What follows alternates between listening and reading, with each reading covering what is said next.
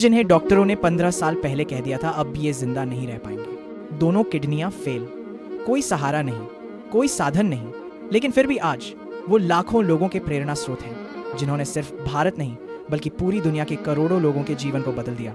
आज हम उनकी पूरी कहानी सुनेंगे। श्री हित प्रेमानंद गोविंद शरण जी महाराज एक संत की जीवनी नहीं, ये कहानी है समर्पण की, विश्वास की और प्रेम रस की। श्री प्रेमानंद महाराज जी का जन्म 30 मार्च 1969 को उत्तर प्रदेश के कानपुर जिले के सरसौल ब्लॉक के आखिरी गांव में हुआ। उनका पूर्ण नाम अनिरुद्ध कुमार पांडे। वे एक साधारण ब्राह्मण परिवार से हैं। उनके पिता शंभुनाथ पांडे गहरे धार्मिक थे, माता रमा देवी भी ईश्वर भक्ति में लीन, और दादाजी पहले से ही सन्यासी थे। ऐसे माहौल में जन्मे इस बालक के भीतर बचपन से ही भक्ति के बीज अंकुरित हो गए। 5 साल की उम्र में ही अनिरुद्ध भजन कीर्तन में रमने लगे। गांव के मंदिर में घंटों बैठते, रामायण और भागवत कथा सुनते।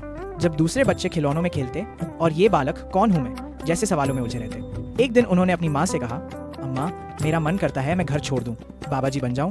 माँ मुस्कुराई और भोले अनिरुद्ध से क्या भगवान भागने से नहीं भजन से मिलते हैं। लेकिन बच्चे का मन दृढ़ था और फिर एक सुबह 3 बजे सिर्फ 13 साल की उम्र में अनिरुद्ध बिना किसी को बताए घर छोड़कर निकल पड़े। परम सत्य की खोज में घर से निकलकर अनिरुद्ध पहुंचे वाराणसी। यहीं से उनकी कठोर साधना की यात्रा शुरू हुई। हर सुबह गंगा स्नान, फिर तुलसी घाट के पीपल वृक्ष के नीचे ध्यान, दिन में सिर्फ एक बार 10-15 मिनट तक भिक्षा सांगना। अगर भिक्षा नहीं मिली तो गंगाजल पीकर पूरे दिन ध्यान में लीन रहना। कई दिन बिना भोजन के गुजारना, ठंड में गेहूं की बोरी ओढ़कर सोना। ऐसी अनेक कठिन परिस्थितियों का सामना उन्हें करना पड़ता, लेकिन ये सब उनके लिए तपस्या थी, शिकायत नहीं। एक शाम प्रेमानंद महाराज जी को एक अज्ञात बाबा मिले। बोले, आओ काशी में एक रासलीला हो रही है, देखो बड़ा आनंद आएगा। पहले तो उन्होंने मना किया, लेकिन फिर सोचा शायद यह भी महादेव की इच्छा होगी। वो चले गए। पहली बार उन्होंने श्री चैतन्य लीला और रासलीला देखी और वो क्षण उनके जीवन का टर्निंग पॉइंट बन गया। लीला का आनंद ऐसा था कि वो रोज आने लगे। पूरा महीना बीत गया, उन्हें एहसास ही नहीं हुआ। जब लीला समाप्त हुई तो महाराज जी का हृदय भर आया।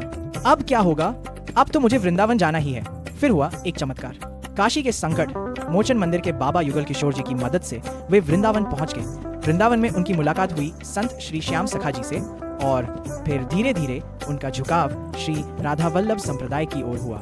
वहीं श्री मोहित गोस्वामी जी महाराज ने उन्हें दीक्षा दी और बाद में उन्हें मिला अपने वर्तमान गुरु श्री हित गोविंद शरण जी महाराज का सानिध्य। यही वो क्षण था जब अनिरुद्ध प्रेमानंद गोविंद शरण बन गए। लेकिन जीवन की परीक्षा अभी बाकी थी। 35 वर्ष की उम्र में भयंकर दर्द से परेशान होकर वे जांच कराने गए।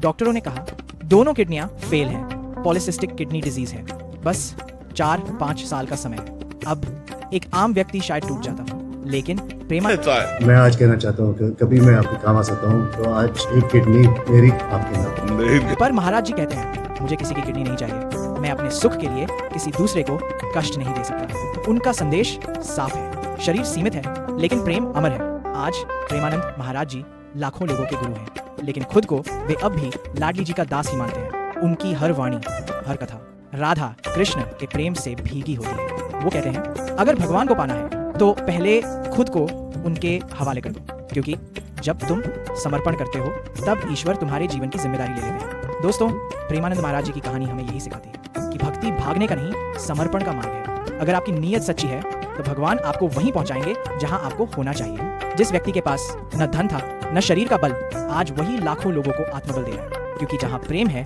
वहीं परमात्मा है। जय श्री राधे कृष्ण।